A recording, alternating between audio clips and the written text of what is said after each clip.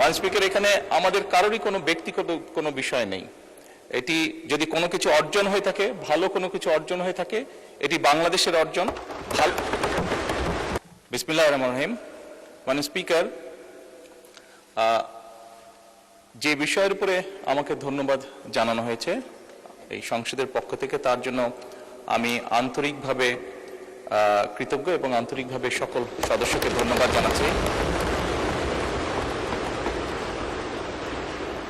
মাননীয় স্পিকার, এখানে মূল বিষয় এটি হচ্ছে যে বাংলাদেশের মানুষ আমাদেরকে দায়িত্ব দিয়েছে তাদের স্বার্থ দেখার জন্য।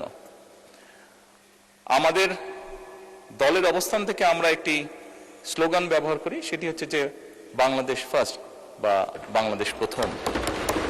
আমি যে কাজটি করার চেষ্টা করেছি মাননীয় স্পিকার, আমি আমার অবস্থান থেকে আমি আমার দেশের মানুষের স্বার্থ নিয়ে কথা বলার এবং সেই স্বার্থ রক্ষা করার চেষ্টা করেছি মাননীয় স্পিকার।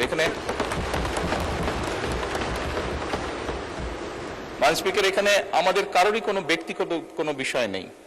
এটি যদি কোনো কিছু অর্জন হয়ে থাকে, ভালো কোনো কিছু অর্জন হয়ে থাকে, এটি বাংলাদেশের অর্জন।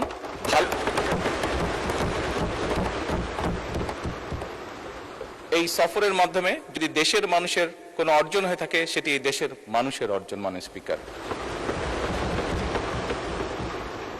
তবে মাননীয় স্পিকার, যেহেতু সংসদের সকল সদস্য, বিশেষ করে বিরোধী দলীয় নেতা, উনিও উৎসাহ প্রদান করেছেন দেশের জন্য, দেশের মানুষের পক্ষে কাজ করার জন্য, সেজন্য আবারও আমি আমার ব্যক্তিগত পক্ষ থেকে সকল সদস্য, বিরোধী দলীয় নেতা সহ সকল সদস্যকে আন্তরিকভাবে ধন্যবাদ জানাচ্ছি। ধন্যবাদ।